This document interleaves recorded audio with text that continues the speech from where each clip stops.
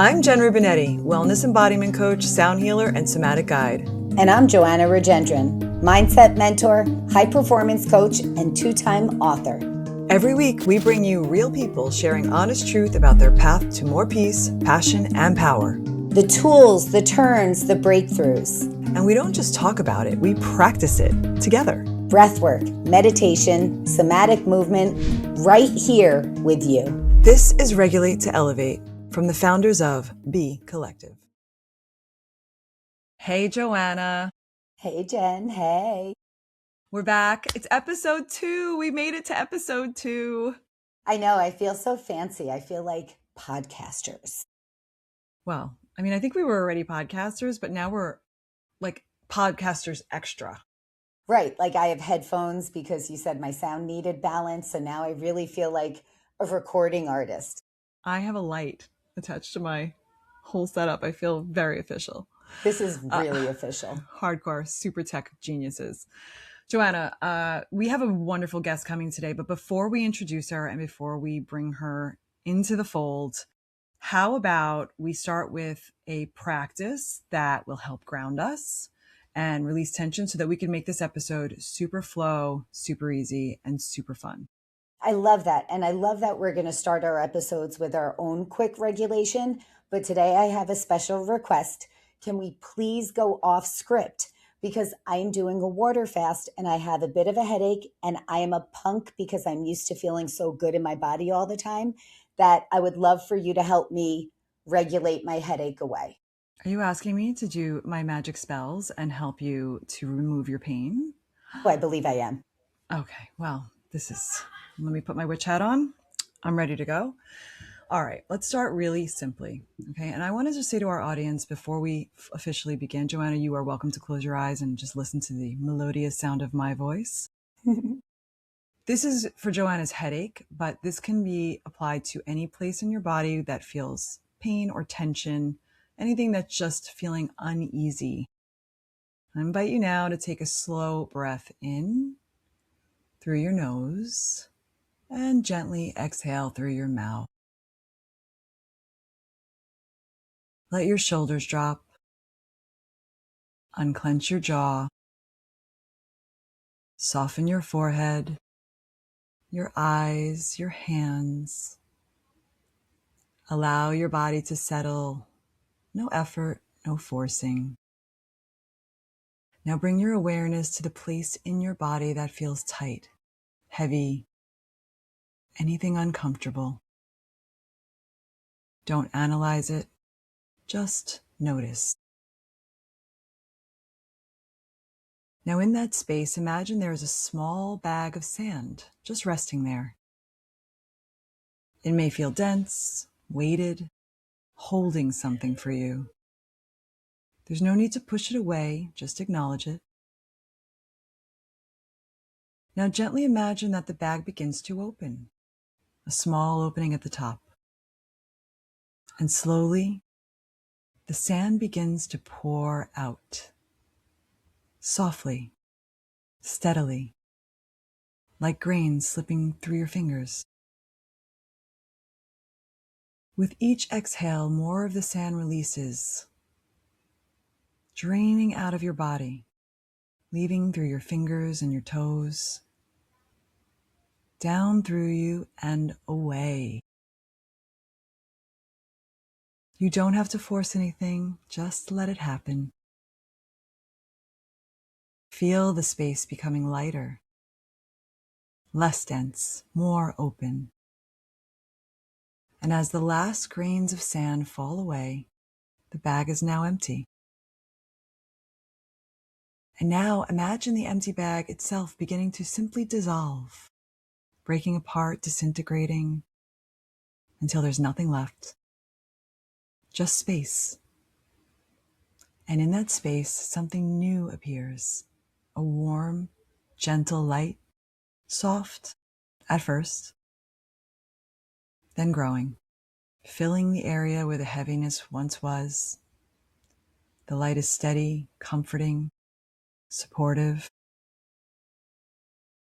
Let it spread up through your chest, into your neck, your shoulders, your arms, down through your torso, your hips, your legs, all the way to your feet, softening you, soothing you, restoring you. Take in a slow breath. Release with a sigh. And as you exhale, allow that warmth to settle into your body. You are not holding anything you don't need to hold.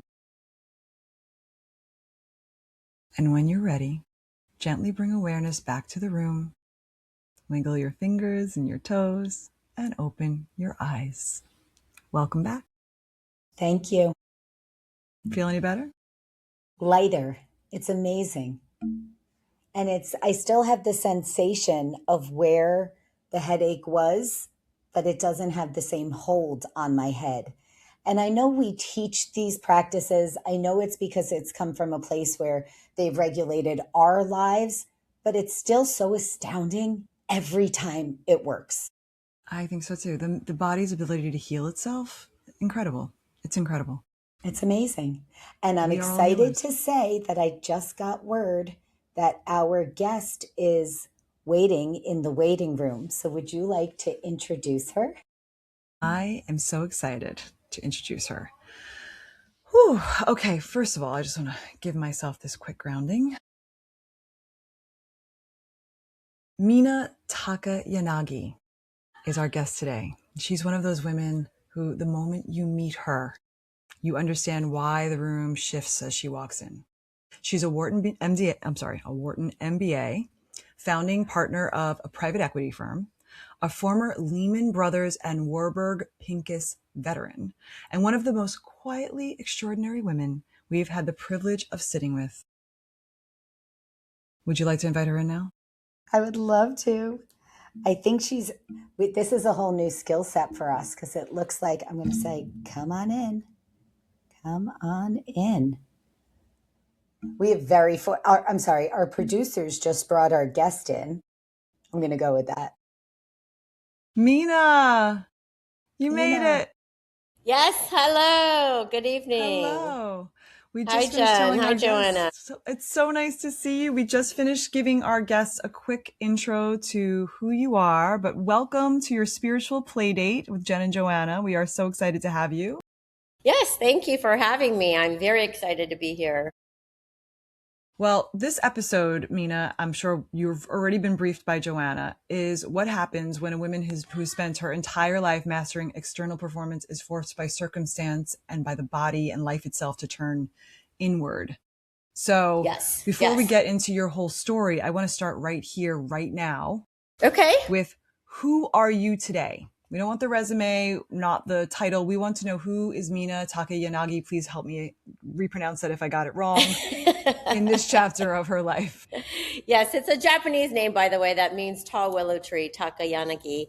But thank you for having me on the podcast. I'm delighted to be here. I think I've gone through many different metamorphoses. I think currently today I would say that I'm an investor, I'm a mother, but I'm also just a happy person.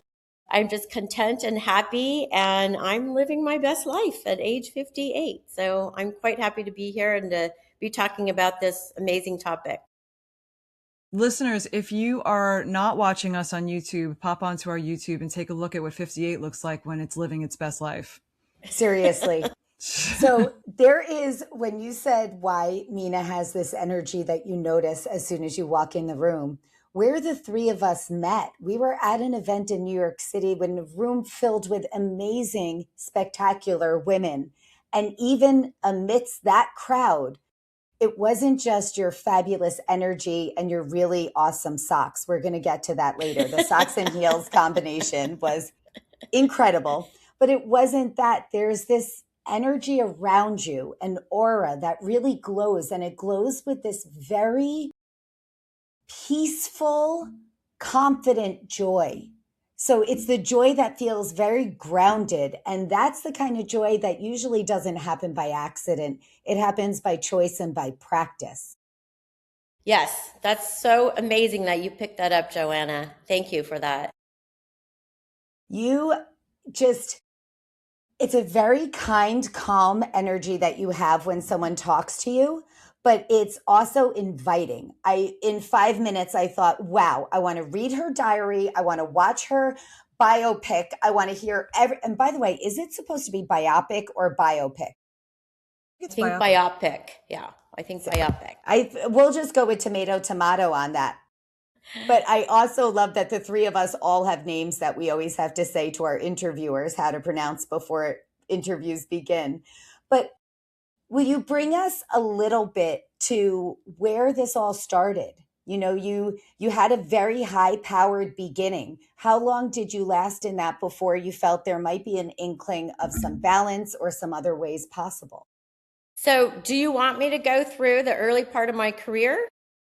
We want all of it. You do? Mm-hmm. Okay. I think it's a pretty good story because there are a lot of ups and downs, but I grew up in a very typical, I would say, first generation immigrant family, Asian, Japanese, as I alluded to.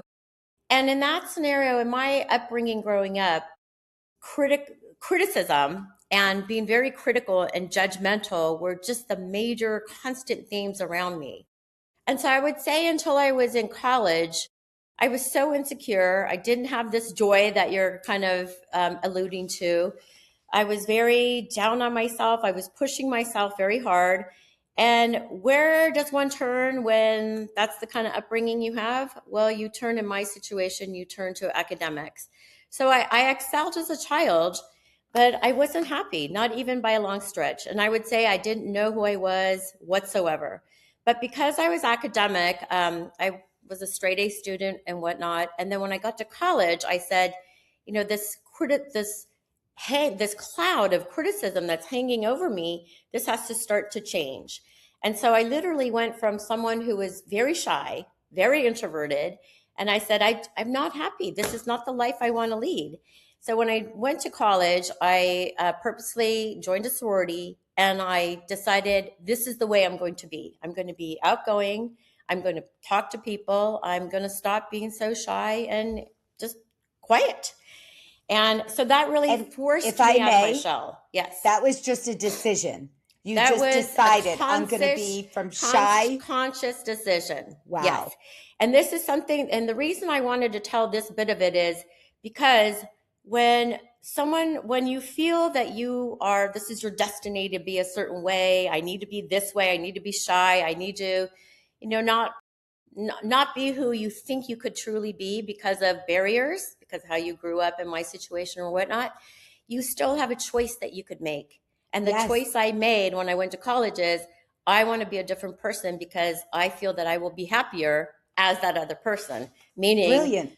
A more outgoing, a more friendlier version of myself. Still myself, but a friendlier version of myself.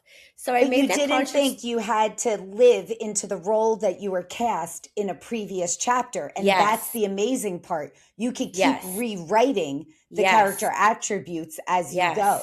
I love that it wasn't fixed. Some people might say, well, isn't that being fake or phony? No, this is me exploring a different aspect of me and saying, well, this version of me is still me, but I'm very happy. I'm much happier being this version of me.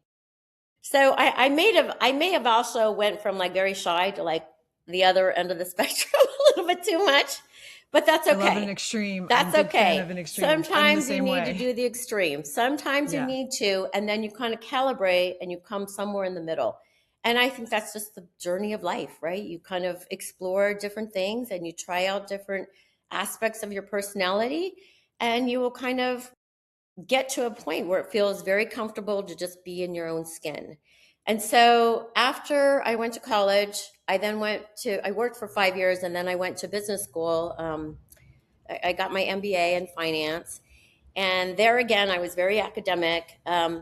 But again, and then when I went to Wall Street, I worked on Wall Street for about 15 years. I was in investment banking and then private equity after that.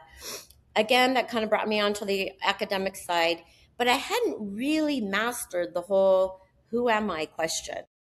And the big thing that happened there was that when you do your resumes and you go to these interviews, one of the final interview questions, or the final topic on your resume is, what are your hobbies and interests?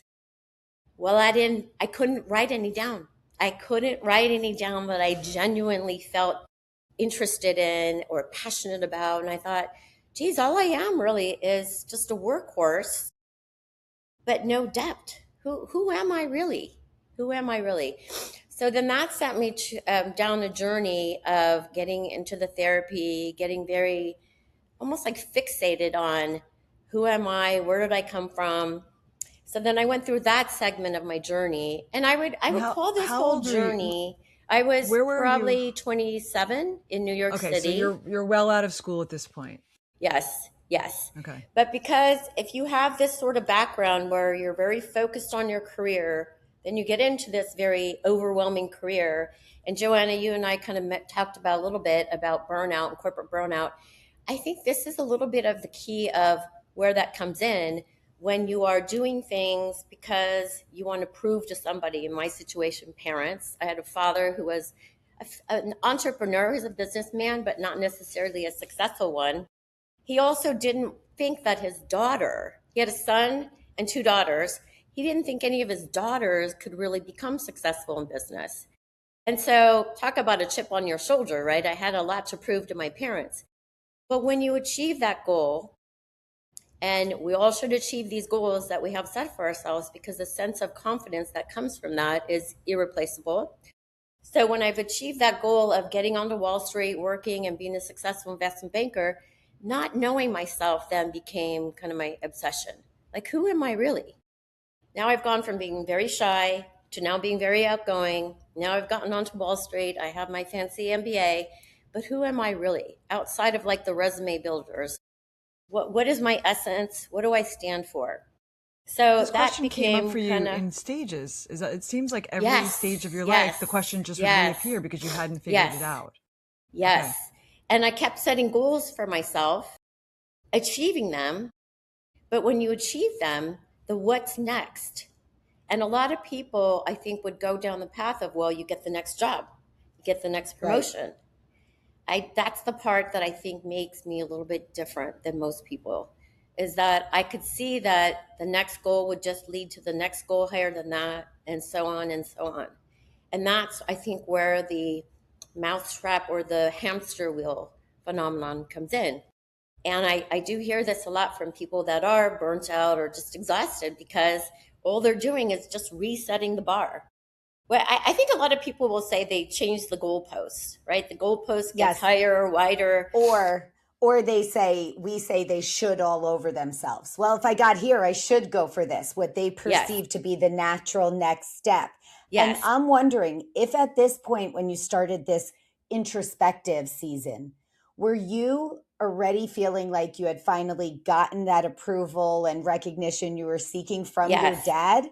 Yes, I did. That was your big now what? I did. I've gotten this. I did, but I think the trick there is to recognize it, take a pause for yourself, like a self pause, and tell yourself, literally tell yourself, congratulations, you did what you set out to do. Yes. You achieved what you set out. This is enough.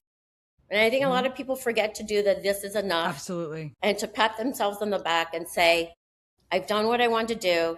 I could continue doing it, but let's take a little self-check. Let's see if this is really what I want to do. We can all try to go and make more money. That's not the hard part. The hard part is the internal work of really facing what is it that I wanted? What did I go out to try to accomplish? Did I accomplish it? Yes. But then also really appreciating what it took to get you there. And I think that all goes into the category of self-appreciation, self-awareness, self-appreciation, and then ultimately self-love. And I think that really is the key to this whole journey of life, really, because when you talk about life is about love, the number one goal is self-love, right? And I can exude the love to people around me because I now love myself. And I don't think that I could have said that. There's no way I could have said that as, let's say, a high-powered investment banker or a high-powered fill in the blank there, right? Yes. You just really need to appreciate who you are. Joanna, in that conference that we were at, there was a woman who said, she raised her hand and she said, well, what do you do when all these negative thoughts just keep entering your head?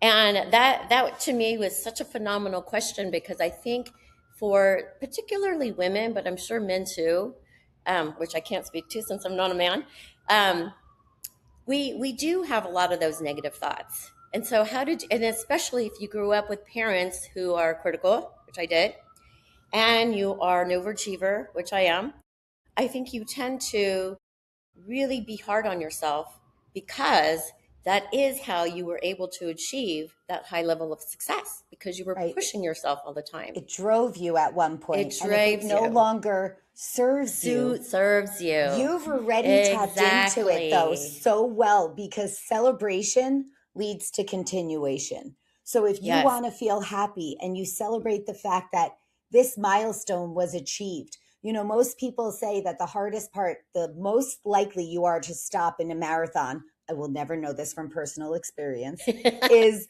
somewhere between mile 18 and 23, because you're far enough along that you feel like you've been running forever, but you still can't see the finish line.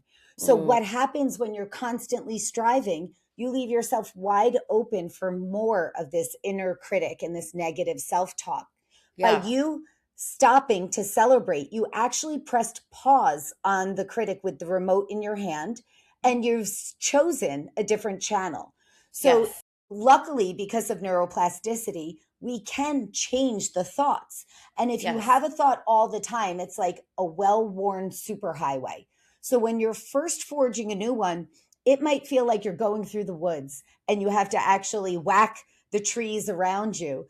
But the more you take that path, and in this part, it might be a path of kindness, of gentle self-talk, of giving yourself a little grace. Instead of thinking, unworthiness or whatever that thought is that comes up, am I enough, am I whatever the fill in the blank is, you could think, what if I am enough? So if it's too big of a leap to think I am enough, just think the question, what if I am enough? And you start to think, I have love, I give love, I receive love, and if that was all this life is, that's enough. You've already succeeded to every degree that really matters. So from there, you could start to create different stories in your head. Yes. Yes. Yes. I agree with everything you said. So let me add a couple more details. So through this process, eventually got married. I'm now divorced, but I got married. I also suffered a brain tumor in 2017, 6 centimeters, so it was the size of a grapefruit. And then my daughter also went into depression. So This is all happening at the same time? all happening within 6 months in 2017. So this Okay, is the wait. Bring us trauma to the that I brain talk tumor for about. 1 second. So, how did you Yes. discover the brain tumor, and what was the prognosis there? So headaches, but headaches that would be cured by taking Tylenol. And so the doctors didn't diagnose it. Also, my vision was I was kind of scrambling, like a lot of typos. But again, doctors were saying, well, that's just aging. So I do think it's important to pay attention to your health, which I wasn't paying that much attention to it because I was still in my late 40s. Yeah, it's I like just didn't perimenopausal think, season. yes, Yeah, exactly. This is just right. aging. So I do think you need to pay attention to that. But in the 6 month time frame, all three of these things were happening to me at once. And so despite all the work I had done, I also fell into very, very deep depression. Pretty deep. And okay, so what did I do about it? How did I survive this trauma? And I think this is kind of a key thing for your listeners, because we all will face some kind of depressing kind of trauma in our lives. And I have some friends that are going through divorce in these situations now, and they can't seem to pull themselves out of that depression. But I was able to do that. Okay, so how did I do that? First of all, I allowed myself to get very depressed. I did kind of reach the bottom, and that's okay. I took myself to a spa in Asia, and just for a week, I just was still with myself. No wine, just a lot of books, a lot of meditating, but I just allowed myself to stay still. Why did I do this? Why did it work? Because I'm still a human being. I'm still a person. Just because I'm no longer a married person in that situation doesn't mean I'm any less of a person. So I had to remind myself of who I was. And that week of doing nothing and just being by myself and not having things in the outside world reminding you of your worth. You're just reminding yourself of your worth. I think that was a very, very powerful exercise that I did. It's a tremendous decision to pick up and like shift yourself. I'm a huge, Joanna will attest to this, and we both are, but I'm a huge proponent for physical movement from a situation. Yes. So much so that even if you're in a disagreement with someone in an office, or if you're having an issue at home, physically moving yourself out of the space where it's taking place, even for 5 minutes, makes a huge difference in the energy shift. And so even what you just described was like such a much bigger version of that, leaving and going to another country, immersing yourself in the stillness, letting yourself be with the emotion and letting it flow through you rather than trying to block it. That's huge, huge work. Yes. Just being open to, hey, if I change my environment and I'm by myself, how is that going to feel to me? So I wanted to first explore that. And then I went down this whole path in my journey of, okay, well, let's start from scratch. I now get to kind of write my own chapter now. No longer married. I had a brain tumor that I survived. So how am I going to rewrite this next chapter of my life? At that point, I was still about 50 years old. And you had already now handled the brain tumor problem, like you had surgery, and you, what was the surgery called? Can you remind me the name of the surgery? It was called meningioma. It was called a craniotomy. So they literally cut open my head, my skull, to scoop out the tumor, which was the size of a grapefruit. So it was no small thing, that the surgery that I went through, but the nurses and doctors said, wow, your attitude is so positive. You have no doubt that you're going to survive this. And I said, mindset. Well, why would I doubt it? Yes, the mindset. The mindset is positive humongous. Yes, that's so important. I wanted to get into this part of the story, because we kind of just said, oh, I had a brain tumor and I had these things happen to me. But like, really, this was an enormous part of your story, that you had to survive something like this, and you had to keep your mind in the right frame in order to get past it. And also, I'm imagining there's a big amount of like physical recovery that has to happen, right? You've gone through the anesthesia, you've gone through this, traumatic thing that's happening to the biggest, most important part of your body, right? And now you have to go and continue life, and not even with any real support. Right. And with a daughter who needed my help. Right. Okay. And you still had to be the supporter. And I still had to be there for her. More than not having the support. Let's get there. Let's get there now. What was her role in this part of your life now? So she was experiencing something. So let's bring us there. Well, she had some troubles with her school. And so that, like, her best friends and things didn't do well in school. And so she's very shy. So she felt very alone when things were happening to her best friends. And so she sank into a very deep depression. So we were both depressed at the same time. But if you're depressed, you're really not in a mood to help anybody. You're just not. And so I knew that I had to be strong for my daughter's sake. And so I said, there's only one way this is going to happen. I'm going to recover. And by the way, I was wearing my head was shaven. So I was wearing a scarf around my head for about 2 years. And even that, I was able to find the positive and the gratitudes for it, because my surgeon was so lovely and I had a really great relationship with him. And he knew that I was very worried about my hair getting shaved off, and he left me 2 little tufts in the front. So even in that moment, I had a lot to be grateful for. Yes. And I would buy beautiful scarves for myself and just learn how to wrap them up. So I wasn't feeling like a victim. I wasn't feeling sorry for myself. I just picked up and I said, I got to be there for my daughter. Okay, but there are a couple things I want to mention. There are a lot of resources out there to help people. Two things that I did was I read Eckhart Tolle's Power of Now. And I think this is such a powerful book for anyone who has experienced kind of negativity or not such pleasant divorce or whatever, relationship problems or whatnot, because it allows you to think, well, who am I now? Who am I today? It doesn't really matter what happened. I got divorced, things were blamed onto me. I had very critical parents. None of those things matter if you think about what is it the now. What are you about now? So again, appreciating who I am now. So that kind of all tied into that self-healing work I did at the spa by myself. I think that book was very helpful. Is that where you read it? Were you at the spa? Yes. See, yes. That's the best part of these kind of books. Not only do they have a profound impact on us, we tend to have an association with who we were and where we were at the time we read it. The Power of Now, I read on a family trip. I know you know my brother, and we were on a family trip in Colorado, and I get scared of heights on mountains. I don't think I'm going to fall down a mountain. I think I'm going to fall off a mountain. Like gravity will stop working for me. It's not rational, but fears hardly ever are.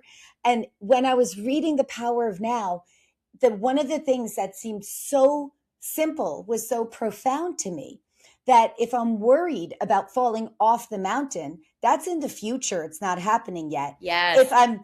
If I'm worried because of something that already scared me, that was in the past. Nothing exactly in this moment is scary. So I would try to snowboard just thinking of a yoga shaped size mat, and that was it. And I would think I only have to focus on, this is the only thing in my now, this yoga mat shaped size of mountain.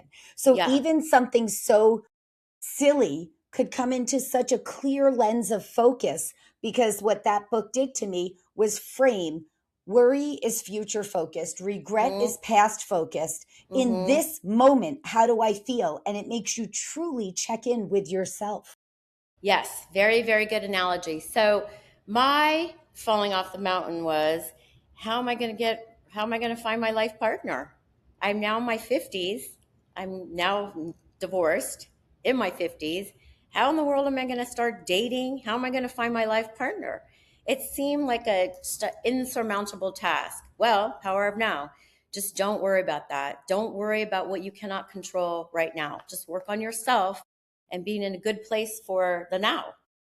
So that really helped, because that anxiety of how am I going to find my life partner really crushed me in the beginning, was crushing. And I think a lot of women go through this, maybe men too, especially if you're in your 50s. But don't worry about that. That fear, you cannot control what's going to happen in the future. So there's no point in worrying about that. You do your best to make sure to help things to not go down a certain path. Like you want to keep things going with your health and your fitness and all that. But worrying about it is just going to create anxiety, and that anxiety is going to give you depression, for me. Okay, then the second thing that I did was I listened to a lot of YouTube videos, and the one that really struck with me is Byron Katie, the Flipping the Narrative. This, I think it was just as powerful as Eckhart Tolle, because I learned actually from a life coach. That was the third thing I did. The life coach and then the Byron Katie taught me that a lot of us, especially high achievers, have something called a negativity bias. And that negativity bias is literally a lens. So anywhere you look, you're very critical. Oh, my hair doesn't look good. I have a bad hair day. I need to lose 5 pounds, or that woman from that conference. Why did I make that comment? Like a lot of negative, critical, self-critical comments. Well, flipping the narrative is taking each one of those, each time they enter your head, and flipping the narrative. Okay, maybe you made a silly comment. Okay, but now I know that was a silly comment. And so that's a lesson I've learned. I've learned a great lesson. I'm not going to make those kind of comments. You might say, I'm too this or that. Okay, well, you have a great house that you live in. You're eating delicious foods. You have great friends. Just being on top of that negativity bias and not being negative about being negative. So if you find yourself being critical or complaining about things, just give yourself a little bit of a break, because you need to understand that a lot of us have grown up in very critical career paths where bosses and people who we're reporting to may have been critical. Our parents may have been critical, or you just learn to be very critical when, you're not getting A pluses in your grades and your parents are saying, why aren't you getting A's and you've got one B, and you're like, yeah, but nobody was helping me. All of these things add up to your lens being very dirty, a dirty lens. And don't blame yourself for it. But at the same point, you can do something about it. And the flipping the narrative and trying to change that lens from being dirty to a rosy one, I believe, is the work. And that work is then what's going to lead you to self-loving yourself, because you're going to see yourself in a much different light, and you're going to be on this path of thinking about all the things you're grateful for, and all of a sudden the whole world is full of wonderful, beautiful things. So really changing that lens, I think, is really, really, really worthwhile. Joanna and I often talk about this concept, and we have not called it a negativity bias, but I think I'm going to steal that. Okay. We talk about this a lot because the brain is always looking to make the thoughts true, right? Yes. So if you're constantly telling yourself, I'm not good enough, I'm ugly, I'm a failure, whatever, your brain is always looking for ways, whether you're cognizant of it or not, to make that true. And just the simple awareness of the fact that there's a negativity coming out of that mindset, right? Even just that's a brilliant first step. I becoming aware of the fact that that's what you're telling yourself, starting right there and just there, noticing it. And the next step is doing something small enough where it doesn't feel insurmountable. Like you're trying to teach yourself, trying to say, oh, I'm not ugly, I'm not a failure. Maybe something small, like, but I have this thing that's going right in my life, or, but I like my hair, or, but I look great in this outfit today. It doesn't have to be a full shift right away, because a lot of times when we go so far into the extreme of the opposite of what we're believing, we almost can't believe it, right? We just can't convince ourselves, and then we retract again. So what you're saying is really smart, because it's finding small steps towards the goal rather than jumping directly into the opposite. So I love that. I love the idea of a negativity bias. We're absolutely on the same page with you on that. So I'm glad you introduced that. Those are such great points, Jen. Don't necessarily expect this change to happen overnight, because we've spent, in my situation, 50 plus years being hard on myself and negative. But at the same time, have faith that this practice has worked for many people. And you can, it's that statement that Jennifer Aniston famously said a couple years ago: you can choose to be happy. Happiness is something you can choose. Well, being positive and being grateful is something you can choose as well. So rather than just saying I'm having a bad day, maybe you have great hair. You have hair. You have hair. I didn't have hair, right? Exactly. When I had my brain tumor you made it surgery. A habit. You made it a habit by stacking. Habit. So people tend, when the shit hits the fan, it's very easy to think, oh my God, everything is going wrong. All of these things, look what happened in your story. All of these things are happening, that it starts to have a stacking effect and compounding, so that you begin to expect the worst to happen. And what you did, which was a brilliant pattern interruption, you took yourself physically out of your space. You didn't go with toxic positivity and pretend that the divorce, the tumor, the depression wasn't impacting you. But you did do something to change your physical state so that you could have a chance of working with your emotional state. And then while you were there, you started to stack. You gave yourself the space. You had stillness. You read the books. You started flipping the narrative. You started to stack things that would give you the chance of creating new habits. Yes. You activated the reticular activation center, that thing that when you're searching for a white Jeep, all of a sudden there are white Jeeps everywhere, and you could swear they weren't the day before, but it's just because you decided to buy one. So that thing, that confirmation bias, is so real. We look for evidence of what we're already noticing. So in this case, one of my favorite practices ever that we always do is called a gratitude rant. So it's easy if someone says, what are you grateful for? And my siblings, Mina, you'll have to meet the third J, because there's a Jen to the Joe and Johnny too. Okay. Every time we say Jen and Joe, my sister's like, me? I'm like, no. I just always need a Jen to my Joe in every part of life. But in this case, we started a sibling gratitude text about 10 years ago. So if any of us are having a rough day, we'll say, did you send your gratitudes? And sometimes we'll send them because everything is incredible. Sometimes we'll send them because we're having a tough moment and we know that will help. But the key to this, and I want every listener to really get this, If you start saying your go-to responses, it's not going to trigger the same thing. If you say, oh, my health, my happiness, my family, those are likely true. But they're such big, lofty things that when you say it, it might not bring you into that power of now that we discussed. If instead I look around where I am with what I have and I think this conversation, this breath, the way my feet feel on the cold tile, the fact that I could subtly hear the ocean outside my window, how quiet it is in my home right now, because that isn't always the case. The fact that this plant is still alive because I haven't had the greenest thumb. If I'm doing gratitudes that are right now, I'm so present and I actually feel embodied in it. So if you start small with what you have, and your small wasn't even that small, your small was like, okay, I'm going to attract love. I'm going to leave the country. I'm going to start a new, and we have to get to the new path in your career that you chose to take in your retirement too. Yeah. And how serving and giving back became such a big part of who you were professionally. Can you share a bit about that? Because that was another chapter that was really amazing. Sure, yes. So one thing about myself with that regard is that I just never forgot where I came from. And I think a lot of people do forget.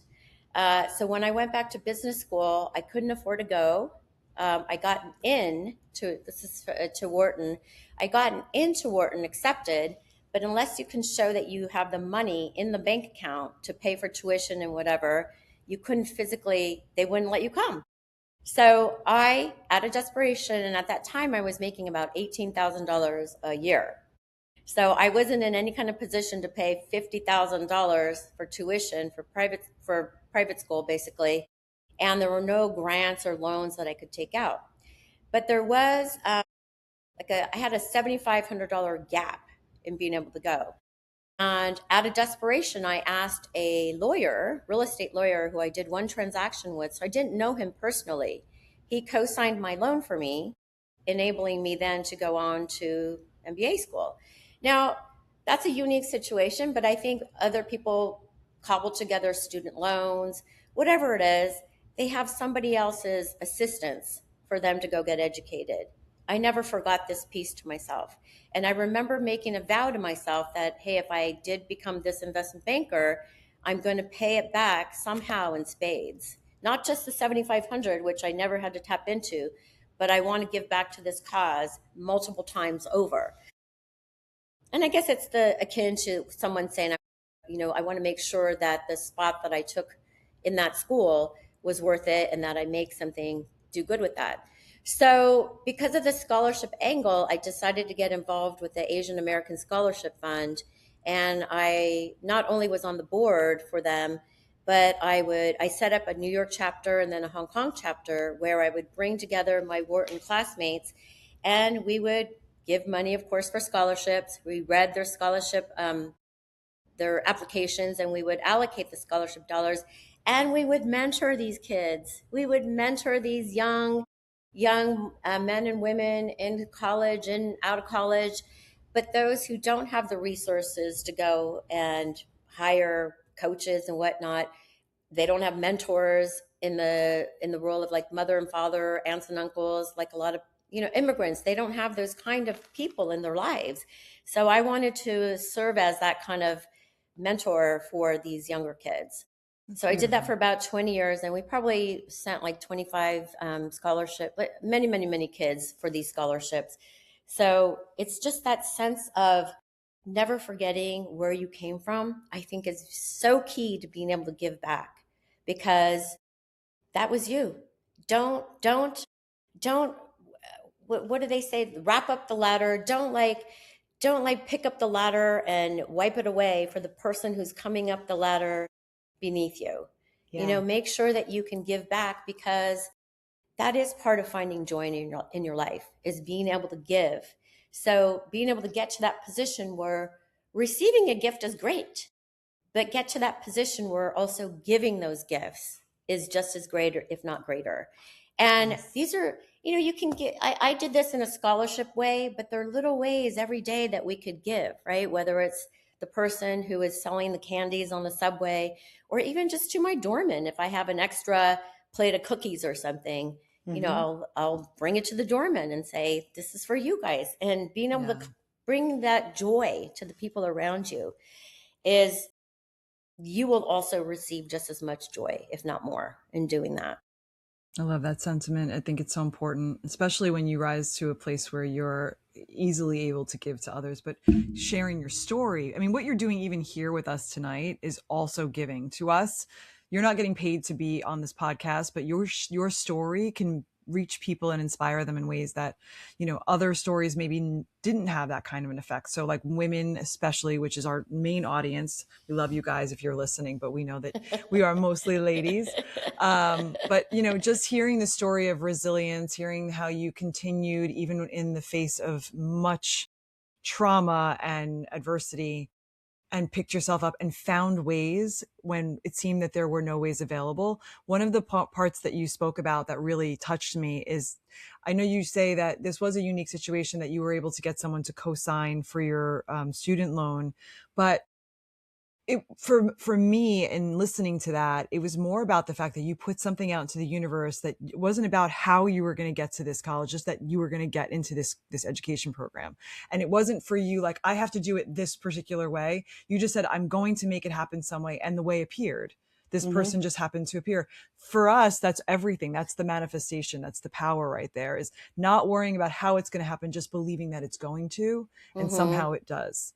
So really, like, you're the perfect example of that. And I really appreciate that aspect of your story, because I think that people need to know all things are possible, maybe just not the way you expect them to be. Yes, that's very true. But also, don't be afraid to do the work. Just don't be afraid to do the work. It's okay to do the work. Some things with the gratitudes, for instance, and you called it a gratitude dump? Rant. I like a dump too. It's a gratitude dump. Sounds a little stinky.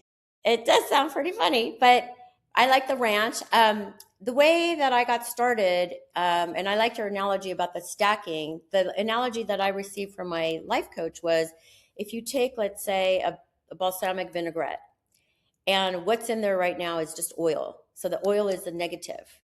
But if you keep pouring in the vinegar, so you keep pouring in the positive, and you keep pouring in the gratitudes, eventually you will have something that is maybe half and half, or maybe even more vinegar if that's the flavor you like, which I do.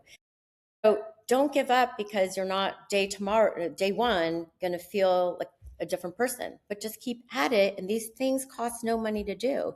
I would advise in the beginning to just write down the 5 things or the 10 things that you are grateful about today. Just start small. Start with, the weather was beautiful today. I got to walk around. Well, don't just think it, write it or say it to yourself. And eventually it just will become your everyday way of looking at it. And then, so for me, if I do feel like I'm having a bad day, bad morning, like I didn't sleep that well this morning, I can bounce back so easily, so quickly by just remembering, oh, well, I get to go to the Equinox gym that's a block away from me. How grateful am I that I get to live? Big Equinox fan. Yes. So some of these things cost no money. They take like 5 seconds of effort, but wow, the dividends that it will pay in the future, just tremendous. Mina, you, without even knowing it, have totally validated our entire life's path, and especially what we do in our work together. Because Jen and I, when we decided to do this, yes, we knew we were going to serve 2 distinct audiences, our women, and serve them via the signature retreats, that we give them the space that they can be still, that they can rewrite their next chapter or previous ones, that they can take a break, even if they absolutely love what's going on in life. Maybe they need the pause so that they feel the gratitude and have the space to just exhale and say, thank you. Yes. But we also knew that we would have this other clientele, which would be the corporate employee, the leader, the CEO, the sales force, the people who are in the middle of burnout. And if they can't wait till the next chapter, like you, my friends, so if they can't wait till the next chapter, the fact that we can go to them where they need us, when they need us, we knew that serving these 2 distinct people would really bring us to the same place. But we also knew Not everyone can take the break and go to Italy with us or Costa Rica with us. So by having conversations like this, or by my course that I taught, the reason I wanted to do the $15 book version of it is I wanted people to have these practices in their pockets. When I found Jen, who had been my lifelong friend, and she said, I'm done. I'm so burnt out. She had been an executive since college in an industry that could be very surface. To have her have this deeper evolution, and I finally knew I could have a partner in crime with this. Everything you said mirrored not only our stories, but the stories we hear again and again from the people in our lives.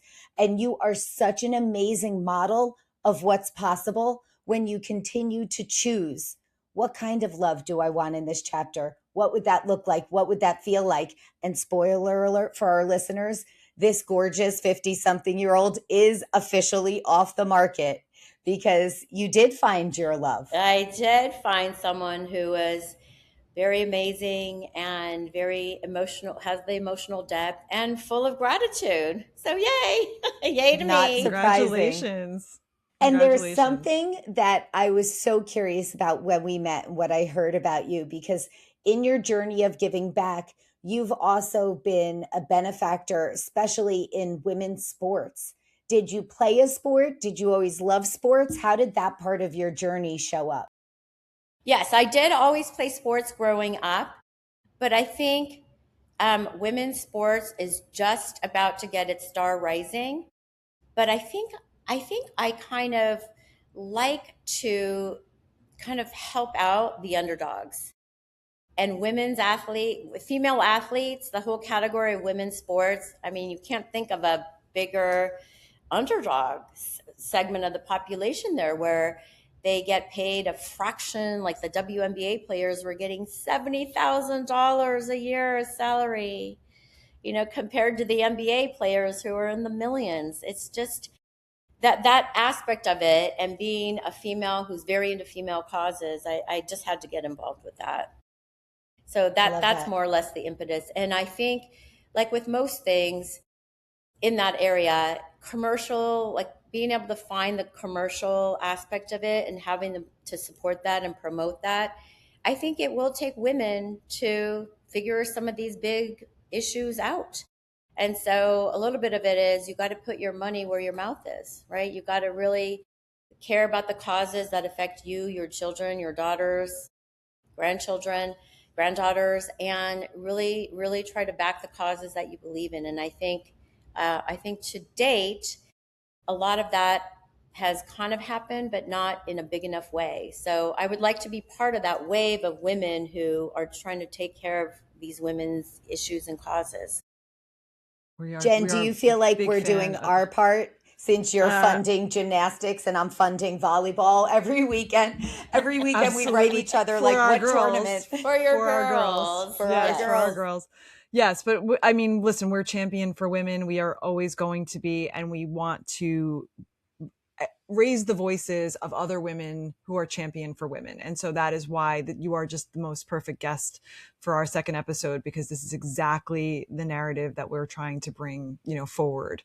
But now that we have, I mean, your story is incredible. And I hope that someday you write a book and you tell it in its full detail, because this 1 hour podcast was certainly not enough to really give everyone the full understanding. But thank you for sharing the beautiful journey that you've been on and where you are now, which is really such a story of hope and resilience and inner peace. But as we get to a close, we do have some practices that we like to share with our guests. Okay. And Joanna is going to lead us in something that I can't pronounce, but it's basically, I'm going to let her say it because I never get it right. So you say it, Joanna. So there's always free will. So you only have to participate if you'd like, but we intentionally choose a practice that we can do with our guest where we are with what we have, that you could do seated. People can do even driving if they're listening, audible only. But this one is for everything you described. You have such a grasp on your logical, linear thinking and your emotional regulation. And this is a tool, it's called alternate nostril breathing. I can pronounce that. Yes. I can pronounce that. So you could have got Nadi Shodhana is the one that Jen didn't want to say. Thank you for clarifying. And this one This one you can also, for anyone, it's allergy season. So if you need a tissue, you need a tissue. But the benefit of this is it does two things. This comes from my yoga lineage, and I love it because you intentionally block off one nostril, breathe through one, hold it, switch, breathe out through the other, breathe in through that one again, hold it, switch, and out. And that's one full round. And just doing a few of these, what you notice is twofold. First, it's hard to think because you're focusing on the function of what you're doing with your fingers and your nostrils. Second, as you're using both sides of the nose, you're using both sides of the brain. And it helps us get clarity, get calm, and it really helps us balance that feeling of logical and emotional, left brain, right brain, creative, linear. So if you're down, you can use the ring finger, gently cover one, and the thumb for the other. So with the ring finger covering the left, we'll take an inhale through our right nostril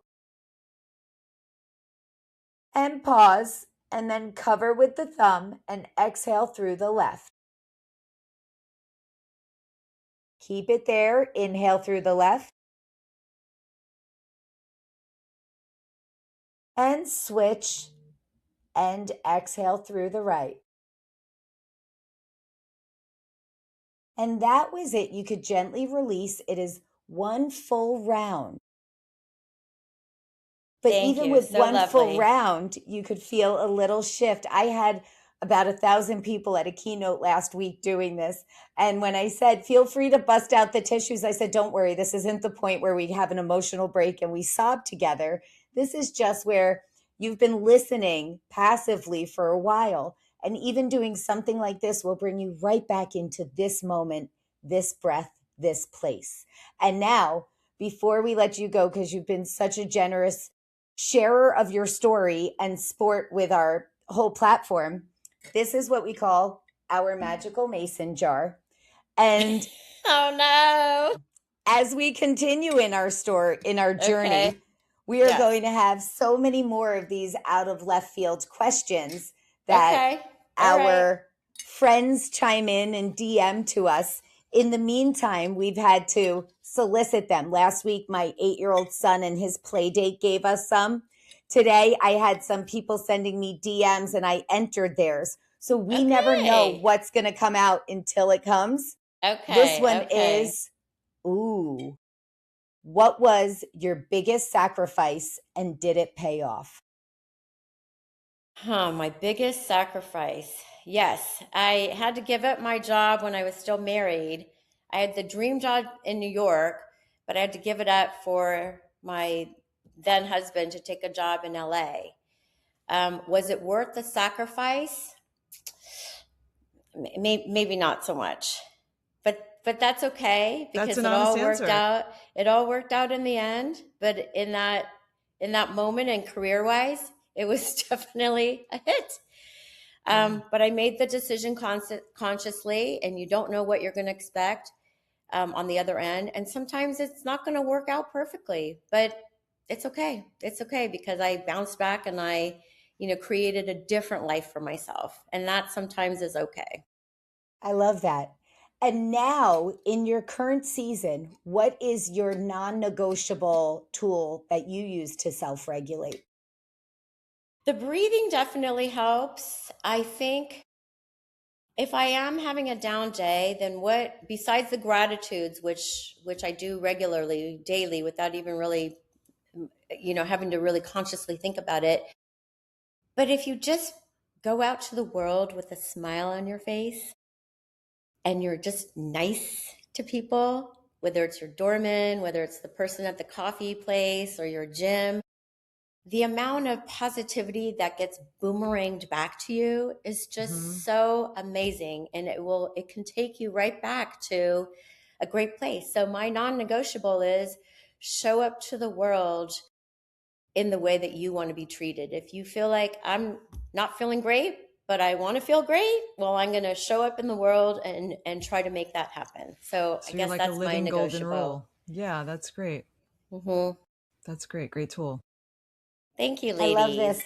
And I love that the last name you said it meant willow tree. Tall willow tree, yes. Tall willow tree. Yes. And those are things, if you're whatever Asian or an ethnicity that you feel like a minority, that's part of the self-embracing, right? Like embrace that I have a Japanese, very difficult name, but learn to embrace it. Embrace yourself. Yes. Yeah, Jen and I married into our difficult names.